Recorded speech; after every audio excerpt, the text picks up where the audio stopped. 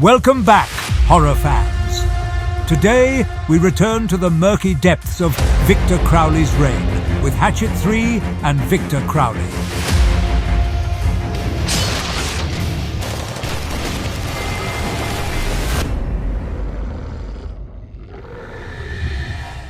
These two films take us even deeper into the brutal chaos, where survival is a gamble and the swamp remembers every scream. From relentless battles to the twisted lore that fuels Crowley's rampage, this final chapter will have you questioning just how far one spirit's vengeance can go. Are you ready to face the wrath of Victor Crowley once more? Let's dive in.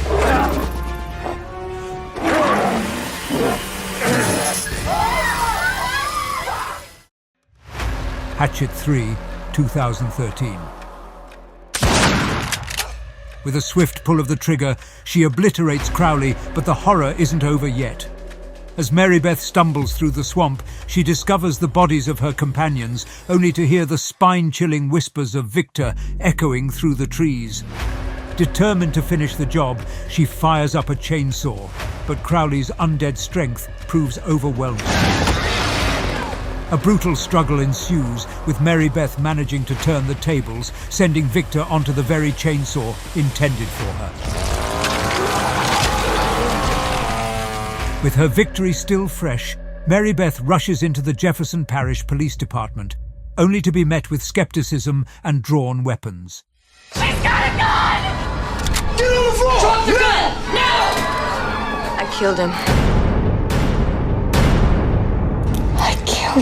Sheriff Fowler, played by Zach Galligan, quickly brands her the prime suspect in the gruesome Honey Island swamp murders, despite her desperate explanations. Enter Amanda Fowler, the sheriff's ex-wife and an expert on Victor Crowley. She reveals a chilling truth. Crowley is doomed to repeat the night of his death, endlessly seeking his father's ashes. He's dead. He's not. Back at the swamp, Victor is far from finished. He awakens, unleashing a fresh wave of carnage. One by one, the emergency responders fall to his wrath, leaving only a handful to confront the nightmare. With the arrival of a SWAT team led by the formidable Hawes, the tension escalates. But Crowley is relentless, picking off the team with a terrifying efficiency, proving once again that death is only a temporary setback for him.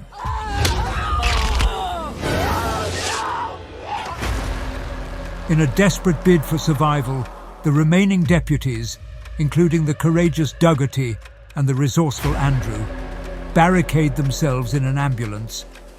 But as Victor hacks away at their last line of defense, the horror intensifies.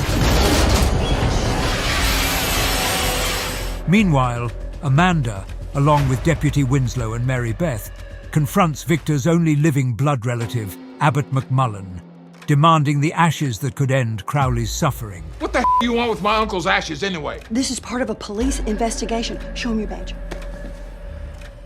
Who'd you rob this from? Victor!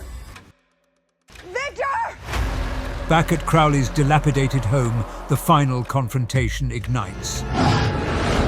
Freeze! Mary Beth offers the ashes, hoping to quell Victor's fury. But betrayal and bloodshed follow, leading to an epic showdown where desperation meets vengeance. With her friends falling around her, Mary Beth's courage is put to the ultimate test. As Victor looms over her, ready to strike the final blow, she smashes the urn over his head, unleashing his father's ashes, forcing him to confront the very legacy that binds him to this world. In a fiery climax, Mary Beth pulls the trigger one last time, obliterating Victor Crowley and leaving the fate of Honey Island Swamp hanging in the balance as the National Guard arrives. As the screen fades to black, we're left with one haunting image. Mary Beth gasping for air, her fate uncertain, a chilling reminder that in the world of horror, not all endings are clear. If it hurts to open up a jar, tie your shoelaces, get in and out of bed in your car. play a round of golf, if you feel like your knees are going to buckle beneath you, if they constantly crack and pop, if you wake up stiff and sore every morning, this one sinister protein is what's causing nagging, crippling pain in your knees, hands, shoulder, and elsewhere in your body. The solution isn't painkillers. Hi, my name is Dr. Brian Paris. I'm a doctor of chiropractic and pain relief specialist, as well as a member of the Medical Advisory Board for the Healthy Back Institute. A 2018 research study published in the Journal of American Medical Association confirms it's better than morphine or OxyContin for chronic pain, yet safer than aspirin. We call it Heal and Soothe. And today, I'd like to send you a free bottle. People like Dr. Mike Jones, who said, as a scientist, I was somewhat skeptical, but 5 days later, the pain was gone and hasn't come back. Or Dan Monahan, who realized that after just 2 days, the pain and inflammation in his leg were almost gone. Or mother of 4, Kay Whitlock, who stopped using her prescription pain meds because she's getting lasting pain relief from Heal and Soothe. My offer to give you a free bottle of Heal and Soothe is valid today only. After that, it's gone. To reserve your bottle, simply tell us where to send it and click the Get Your Free Bottle button below. Victor Crowley, 2017. It's 1964, and Dell is all set to propose to his girlfriend, Sue, under the shadowy canopy of Honey Island Swamp. Oh, I love you, Sue. But just as he's popping the question, they hear these chilling sounds nearby. Now, curiosity can be a double-edged sword, right? Whoa! They follow the sounds and stumble onto something horrifying. Dell and Sue try to escape, but it's too late. Victor's got them in his sights.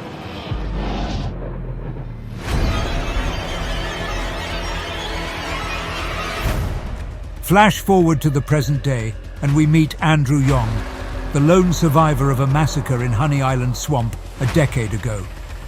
He's appearing on his ex-wife Sabrina's talk show to promote his book, I, Survivor. But you can tell he's not too thrilled about being there. After the interview, Andrew's publicist Kathleen informs him that he's been offered a huge opportunity, a highly paid interview on real crime stories. But there's a catch. They want him back in Honey Island Swamp. At first, Andrew refuses. Who could blame him, right? But Kathleen insists, mentioning a paycheck that's hard to ignore. So, reluctantly, Andrew agrees, and he boards a private plane with Sabrina and the crew. What could go wrong? Meanwhile, we have a group of aspiring filmmakers led by Chloe, her boyfriend Alex, and their friend Rose, who are also headed to the swamp. They're trying to capture some authentic footage for their own Victor Crowley-inspired horror movie. Chloe's committed to making it realistic, so she decides to play an actual recording of a voodoo chant connected to Crowley. Little do they know, they're about to trigger something they're definitely not prepared for. Just as Chloe's group is getting settled in the swamp, things take a terrifying turn on Andrew's plane. An engine suddenly explodes mid-air and the plane crashes down into the swamp. The survivors are stranded, and Crowley's eerie wails start echoing through the trees.